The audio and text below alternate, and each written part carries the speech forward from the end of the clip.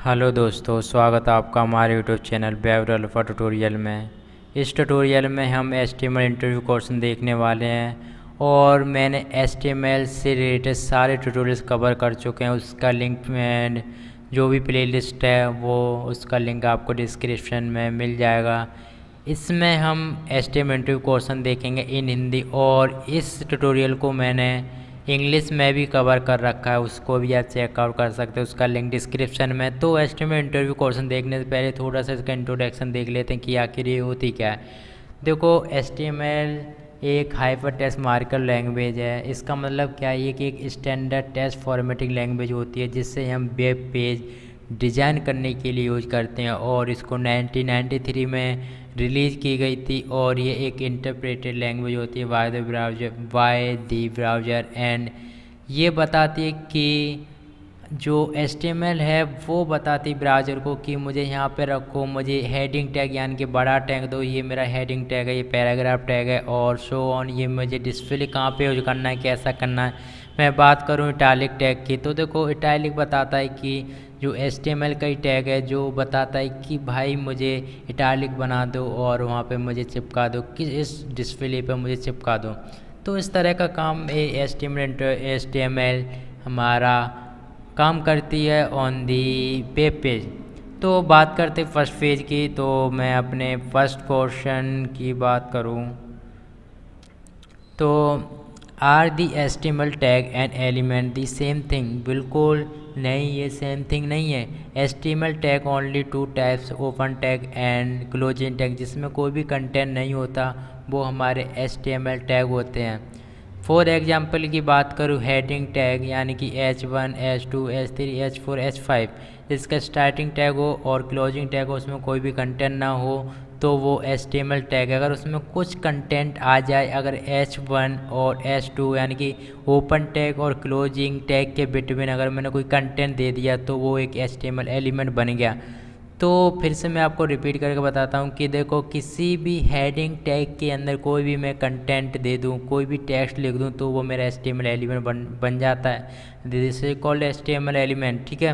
अगर मैं second question की बात करूँ तो मैं आऊँगा, और सेकंड क्वेश्चन है what are word element in HTML? तो देखो, वर्ड एलिमेंट वो एलिमेंट होते हैं जिसका क्लोजिंग टैग नहीं होता, बल्कि उसकी ज़रूरत भी नहीं पड़ती। For example VR tag, breaking tag और इमेज टैग, HR टैग और भी टैग होते हैं जो यहाँ पे डिफाइन नहीं किए गए। एट्रीब्यूट भी होता है, ठीक है।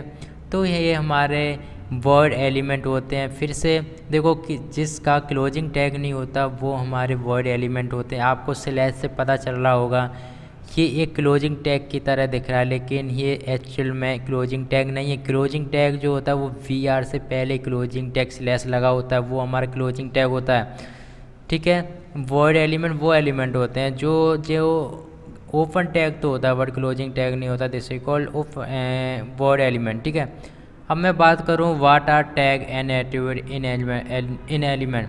देखो, जो टैग होते हैं वो एक प्राइमरी कंपोनेंट होते हैं ऑफ द HTML, यानी कि इसके बिना आप कुछ भी नहीं कर सकते। आप अगर आप हेडिंग टैग यानी कि एक बड़ा लिखना चाहते हो हेडिंग, तो उससे कोई पैराग्राफ से थोड़ी दे दोगे। अगर आप किसी भी बॉडी टैग के अंदर सिंपल एक टेक्स्ट लिख दो तो वो कोई एक डिव की तरह वर्क करेगा, ठीक है। तो इसलिए हम इन्हें प्राइमरी कंपोनेंट बोलते हैं। और एट्रीब्यूट क्या होते हैं?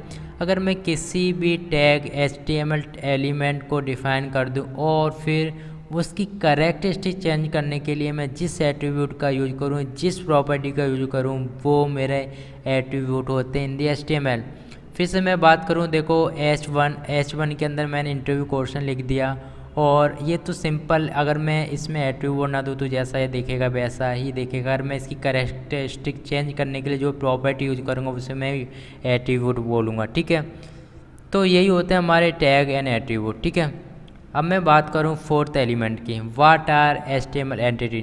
देखो, हमारे जो कीवर्ड होता है, जो हमारा लैपटॉप का जो कीवर्ड होता है उसमें कुछ रिजर्व कीवर्ड होते हैं इन दी HTML जो हम डायरेक्ट यूज नहीं करते। मैं बात करूं greater than, less than, slash, %, तो ये हमारे रिजर्व हैं। यानी कि अगर आप डायरेक्ट ही अगर ग्रेटर देन लेस देन देना चाहोगे अपनी कीवर्ड से तो ये मुझे एक एरर शो करा देगा।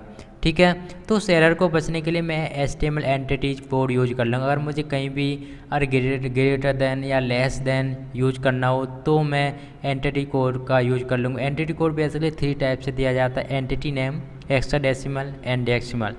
तो बेसिकली एंटिटी नेम एक ईजी होता है याद करना, तो इसे ईजी मतलब ईजीली याद कर सकते हैं। देखो, अगर मुझे लेस देन देना हो तो सिंपल %, लिखो और LT दो, सिंपल मेरा काम हो जाएगा है। और अगर मैं ग्रेटर देन देना हो तो GT लिखो, इसकी शॉर्ट फॉर्म लिख दो और सीधा मेरा काम हो जाएगा। %, देना हो तो सीधा मेरा %, यानी कि %, दे दो और एम्प लिख दो, सीधा मेरा %, मुझे मिल जाएगा किसी भी टैग या किसी भी पैराग्राफ या फिर किसी भी टैग के बाद अंदर जहाँ भी आपको देना हो। ठीक है, देखो एक और होता है कॉपीराइट, यानी कि जब आपको कॉपीराइट देना हो तो वहाँ पे एक सिंबल देना होता है कॉपीराइट का, जो कि हमारे कीवर्ड में होता ही नहीं है, लैपटॉप के कीवर्ड में।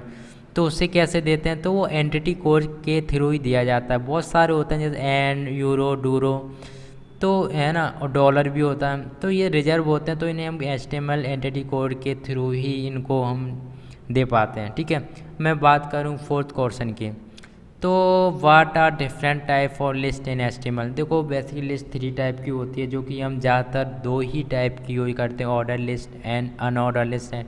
ठीक है, और जो थर्ड लिस्ट होती है वो मेरी होती है डिस्क्रिप्शन है। देखो ऑर्डर लिस्ट में एक सीक्वेंस होता है 1 2 3 से मैं डेसिमल में दे सकता हूँ, अल्फ़ा डेसिमल में इसमें वैल्यूज होती हैं। ठीक है, अनऑर्डर लिस्ट जो कि जिसमें बुलेट दिखाई देती हैं वो एक अनऑर्डर लिस्ट होती है। डिस्क्रिप्शन लिस्ट, इसमें हम सिंपल एक डिस्क्रिप्शन दे सकते हैं। ठीक है, तो डिस्क्रिप्शन बहुत कम यूज की जाती है, सिर्फ order list and order list he use की जाती है। इसको कैसे देते हैं वो तो आपको मेरा ट्यूटोरियल देखना पड़ेगा। ठीक है, what is the class attribute in HTML। जो मेरा क्लास एट्रीब्यूट होता है बेसिकली ये एक CSS का काम है। तो CSS में कैस्केडिंग स्टाइल शीट, तो जो क्लास जो एट्रीब्यूट होता है ये एक specify the class name for HTML element, यानी कि किसी भी एलिमेंट में आप क्लास कर दो और कोई भी एक वैल्यू दे दो, चाहे वो मोर देन 2 पैराग्राफ हो, उसमें क्लास लिख के और क्लास एट्रीब्यूट दे के और इसकी वैल्यू सेम दे दो, तो वहाँ पे अगर आप चेंज करना चाहोगे CSS के थ्रू तो आप उसे आसानी से चेंज कर सकते हो। ठीक है, यानी कि सारे पैराग्राफ आपको इतनी मेहनत नहीं करनी पड़ेगी, आप इनलाइन CSS दो या फिर इंटरनल CSS दो या फिर एक्सटर्नल CSS दो, यहाँ वहाँ पर को क्लास देना और वैल्यू देना है एक ही, और वहाँ पे आप किसी भी टैग की कैरेक्टरिस्टिक यानी कि HTML एलिमेंट की कैरेक्टरिस्टिक चेंज कर सकते हो। ठीक है, तो ये होता है हमारा क्लास एट्रीब्यूट। ठीक है, अब मैं बात करता हूँ HTML लेआउट स्ट्रक्चर, यानी कि जो मेरा 7 क्वेश्चन है वो describe the HTML layout structure. तो बेसिकली जो स्ट्रक्चर होता है हमारे जो वेब पेज में, आप कोई भी वेब पेज जो आप देखते होंगे वेबसाइट पर, तो सिंपली कुछ 6 से 7 लेयर्स होती हैं जिसके द्वारा हम अपना एक पूरा वेब पेज तैयार कर सकते हैं। फॉर एग्जांपल हेडर, जिसमें हम कुछ इन्फॉर्मेशन प्रोवाइड करते हैं कंपनी से रिलेटेड, उस वेबसाइट से रिलेटेड। एक होता है नेविगेशन बार, जिसके द्वारा आप किसी भी पेज पर जा सकते हैं। आपने देखा होगा होम होता है, about, gallery, contact, service, feedback, ये सब हमारी नेविगेशन बार होते हैं। कुछ आर्टिकल होता है, कुछ सेट ऑफ इन्फॉर्मेशन देनी होती है, और सेक्शन में पूरा एक पैराग्राफ लिखना होता है कि बेसिक स्ट्रक्चर होता है कि उसमें आप क्या लिखना चाह रहे हो उस आर्टिकल के उस आर्टिकल के बारे में। ठीक है, अब मैं बात करूँ साइड, ये एक साइड बार होता है, जैसे कि आपको साइड में देखे होंगे कुछ अलग से लिखा होता है। जैसे अगर मैं बात करूँ HTML इंटरव्यू, फिर होता है CSS इंटरव्यू, जावास्क्रिप्ट, ऐसे करके बहुत सारे साइड बार बने होते हैं और उनके लिंक दिए होते हैं। आप उसको क्लिक करोगे तो दूसरे पेज पे पहुंच जाओगे। वो है यहाँ पर जावास्क्रिप्ट इंटरव्यू पे क्लिक करोगे तो वहाँ पे पहुंच जाओगे। तो इस तरह से हम इसे साइड बोलते हैं। एक फुटर होता है जहाँ पे हम कॉपीराइट देते हैं। जैसे अगर आप किसी वेबसाइट जस्ट नीचे जाओ तो वहाँ पे आपको लिखा होगा कॉपीराइट, ऑल राइट रिजर्व, ऐसे करके लिखा होता है, तो वो हमारा एक फुटर होता है। ठीक है, तो अब मैं बात करूँ 8 क्वेश्चन की, how to handle event in HTML। तो देखो जो इवेंट्स होते हैं हम उसे जावा स्क्रिप्ट के थ्रू कवर करते हैं। ठीक है, हम इसमें क्या करते हैं, इसमें कुछ इवेंट होते हैं, ऑन क्लिक हो गया, ऑन कीवर्ड अप हो गया, ऐसे ये सारे बहुत सारे अलर्ट भी ये एक तरह से इवेंट होता है, ठीक है। तो देखो इसके लिए मैं क्या करूँगा, आपको देखिए ध्यान से, फंक्शन एक मैंने फंक्शन डिफाइन कर लिया है यहाँ पे, और माई फंक्शन एक फंक्शन है, इसमें अलर्ट करा दिया हेलो वर्ल्ड। ये मैंने कब किया है, जब मैं एक बटन को क्लिक करूं तब, यानी कि क्लिक मी, यानी कि जो मैंने यहाँ पे वैल्यू दे रखी है, मैं अभी पेन यूज कर लेता हूँ थोड़ा। ओके मैं पेन ये हो गया मेरा, ओके मैं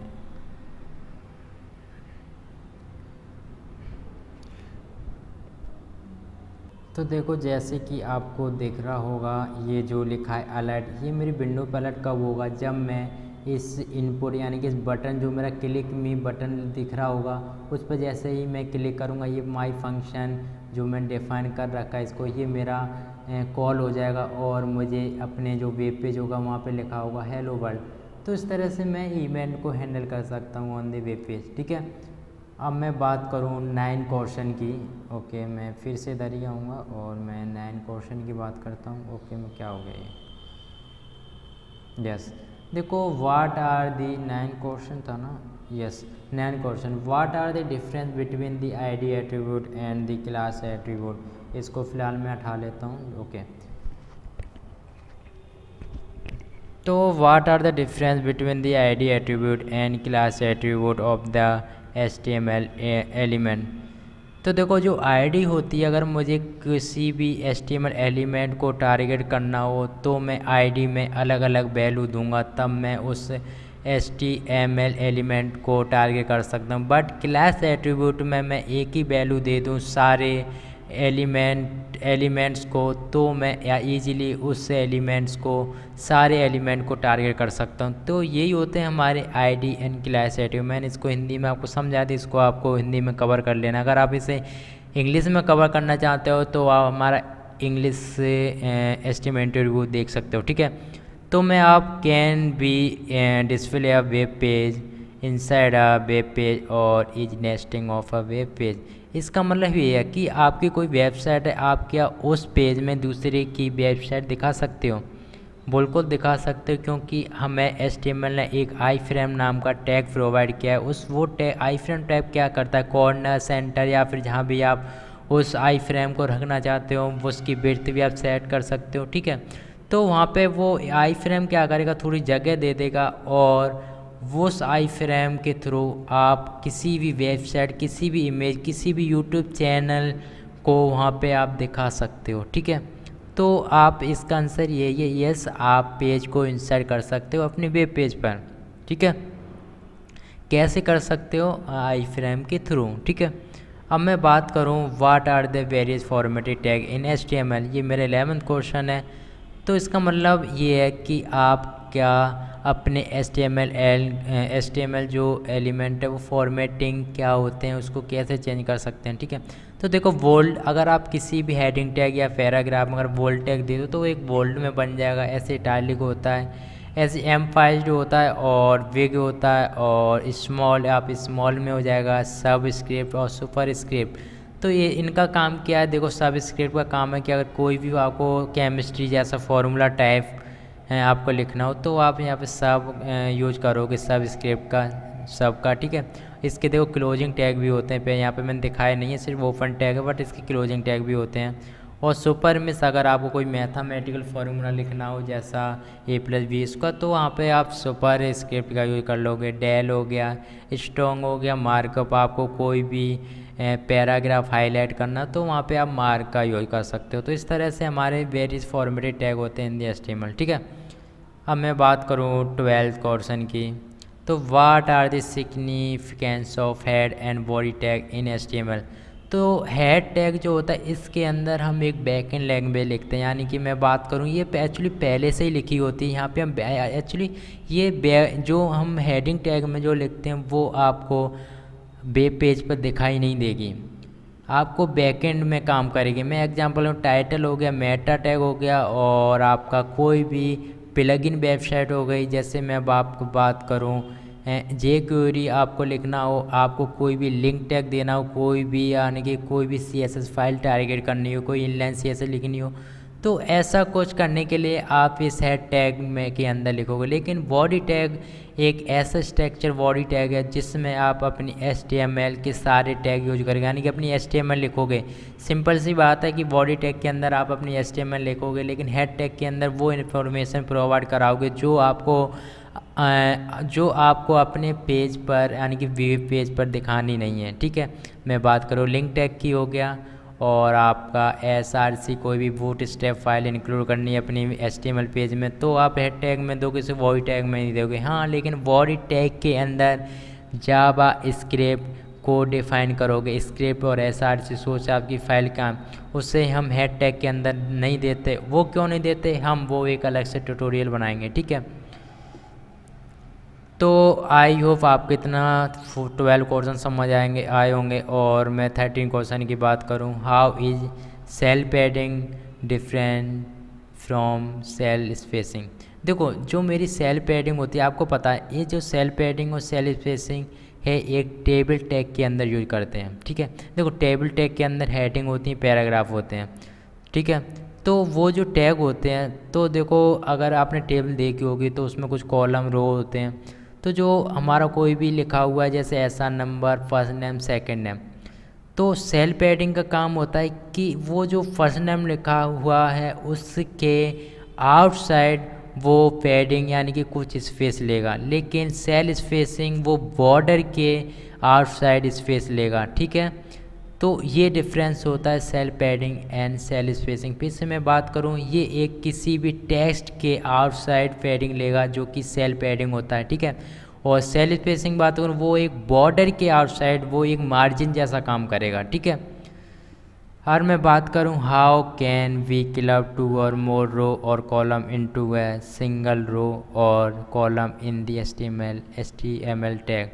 तो देखो यस, आप किसी भी HTML टेबल रो और कॉलम मर्ज कर सकते हो। आपको रो और कॉलम मर्ज करने हैं तो आप रो स्पैन और कॉल स्पैन का यूज कर सकते हो, और उसे आप कॉलम और रो एक मर्ज कर सकते हो, यानी कि उसे 3 कॉलम, एक की रो को 3 कॉलम भी बना सकते हो, और कॉलम है ना, और रो मतलब रो स्पैन से आप किसी भी रो को more than 2 रो बना सकते हो एक ही कंटेंट के लिए। अगर मैं बात करूं 1 के लिए, ठीक है, और कॉल स्पेन से आप मोर देन 2 कॉलम बना सकते हो एक ही कंटेंट के लिए। ठीक है, तो मैं बात करता हूँ 15 क्वेश्चन की। Is it possible to change a inline element in block label element. Yes, आप चेंज कर सकते हो। अगर कोई भी आपके पास इनलाइन एलिमेंट है तो आप उसे ब्लॉक एलिमेंट बना सकते हो। उसकी जो हमें CSS की प्रॉपर्टी जो प्रोवाइड होती है डिस्प्ले, उसके द्वारा आप किसी भी अगर इनलाइन है तो उसे ब्लॉक कर दो, तो वो उसे जो पावर मिल जाएगी उसे ब्लॉक की पावर मिल जाएगी। ठीक है, तो इस तरह से हम HTML जो इनलाइन एलिमेंट हम प्रोवाइड करा सकते हैं। अगर देखो इनलाइन एलिमेंट की बात करूं तो देखो एट्रीब्यूट हो गया है ना, एट्रीब्यूट जो कि हम क्लिक लिखते हैं है ना, तो नेविगेशन बार बना, तो वहाँ पे क्या वो इनलाइन होता है। तो अगर उसे मुझे डिस्प्ले ब्लॉक बनाना है तो आप उसे ब्लॉक बना सकते हो। देखो आपको समझना पड़ेगा ब्लॉक एलिमेंट क्या होता है। देखो ब्लॉक एलिमेंट वो एलिमेंट होता है जो अपनी न्यू लाइन को चेंज करते हुए चलते हैं। ठीक है, तो वो हमारे ब्लॉक एलिमेंट होते हैं। और इनलाइन एलिमेंट वो होते हैं जो कभी भी अपनी लाइन चेंज नहीं करते। अगर उनकी लाइन चेंज करानी तो आप डिस्प्ले ब्लॉक कर दो तो वो ब्लॉक एलिमेंट बन जाएंगे। ठीक है, 16 क्वेश्चन है हमारा, in how many way can be position in HTML element और what are the permissible value of the position attribute. तो देखो पोजीशन एट्रीब्यूट क्यों कहा गया, अगर आप HTML में सिंपल लिख रहे हो, HTML में इनलाइन प्रॉपर्टी लिख रहे हो है ना, तो उससे हम पोजीशन एट्रीब्यूट बोलेंगे। लेकिन जब आप इसे CSS में पोजीशन दे रहे हो तो वहाँ पे आप पोजीशन प्रॉपर्टी बोलोगे CSS में। ठीक है, तो बेसिकली इसकी 7 वैल्यू होती है, static, absolute, fix and relative, और भी होती है इनिशियल, इनहेरिट, इनको मिला के 7 वैल्यू होती हैं। तो इनिशियल और इनहेरिट का बेसिकली कोई काम नहीं होता। हमारी जो काम की जो प्रॉपर्टी होती है वो एब्सोल्यूट, फिक्स एंड रिलेटिव होती हैं। तो एब्सोल्यूट का मतलब क्या होता है, ये जो हमारा जो कंटेंट होगा वहाँ से उसका पेरेंट क्या है इसके अकॉर्डिंग हमारा HTML एलिमेंट काम करेगा। और फिक्स ये उसी की तरह एब्सोल्यूट की तरह काम करेगा, बट इसकी जो फिक्स होती है, इसकी जो जिस कंटेंट को हम फिक्स कर देते, किसी वीडियो को हम फिक्स कर देते, आप कुछ भी हो जाए वो कंटेंट आपका फिक्स रहने वाला है, ठीक है। और रिलेटिव, ये बेसिक रिलेटिव मतलब ये अपने HTML जो हम उस अपने अकॉर्डिंग काम करते हैं, यानी कि ये किस पोजीशन पे है उसी से ही अपना मार्जिन पैडिंग जो देना हो वो दे दो, ठीक है, वहीं से ये काम करेगी। तो आप इसे अच्छे से देख लेना, मेरे ट्यूटोरियल्स हैं और रिलेटिव, फिक्स, एब्सोल्यूट और स्टैटिक के ऊपर जो मेरी पोजीशन प्रॉपर्टी के ऊपर, तो आप उससे CSS में देख सकते हो। तो अब मैं बात करता हूँ 17 क्वेश्चन की। What are the difference between display none and visibility hidden when use an attribute to the HTML element. देखो, डिस्प्ले नन कर देते हो आप किसी भी HTML एलिमेंट को, तो वहाँ पे क्या होता है, वो जो जिस वहाँ पे जो आपने किसी भी एलिमेंट को दिया होगा उसकी जो जगह होगी वो कोई और एलिमेंट ले लेगा। बट विजिबिलिटी में क्या होता है, विजिबिलिटी में ऐसा नहीं होता। आपको अगर उसे हिडन कर दिया है, सिर्फ वो पार्टिकुलर आपका HTML एलिमेंट का हिडन हो जाएगा, लेकिन वो अपनी जगह नहीं छोड़ेगा, आपको दिखाई नहीं देगा, बट उसे ब्राउज़र को दिखाई देगा और वो अपनी जगह नहीं छोड़ेगा, वहाँ पे आपको कोई भी कंटेंट नहीं लिख पाएंगे। तो यही डिफरेंस होता है basically display none and visibility hidden में, ठीक है। अब 18 क्वेश्चन की बात करूँ, how to specify link in HTML and explain the target attribute. How to 18 question is how to specify the link in HTML and explain the target attribute. तो देखो, जो मेरा एट्रीब्यूट होता है, मैं किसी भी वेब पेज को टारगेट करने के लिए मैं इस एट्रीब्यूट का यूज करता हूँ। और देखो, उसमें एक एट्रीब्यूट होता है जो कि एक टारगेट होता है, उसमें अगर मैं उसमें कुछ वैल्यू होती है जैसे ब्लैंक, पेरेंट एंड टॉप और सेल्फ ये बाय डिफ़ॉल्ट वैल्यू होती है। और अगर टारगेट किसी एट्रीब्यूट में अगर आप टारगेट ब्लैंक कर देते हो अगर, और उस लिंक को क्लिक करते हो, तो आप दूसरी विंडो और या फिर दूसरी टैब में आप पहुंच जाते हो। पेरेंट और टॉप, इसको हम आई फ्रेम में यूज करते हैं, उसको कैसे यूज किया जाता है वो आप हमारे वीडियो लेक्चर देख लेते हैं। यहाँ मैं इतना बताता हूँ, अगर आप इस डॉक्यूमेंट को यूज करते हो तो अपने पेरेंट यानी कि आई फ्रेम में ये खुल जाएगा। और टॉप मतलब इससे अगर आप ओपन करो तो ये फुल बॉडी विंडो ले लेगा, यानी सारे आपके जो पिछला जो आपने जैसे क्लिक किया वो जो आपका पेज होगा उससे वो हटा देगा, बल्कि वो अपने आप को वो ले लेगा, ठीक है, अपने आप को मतलब दिखा देगा, वहाँ पे आप सब कुछ रिमूव कर देता है, ठीक है।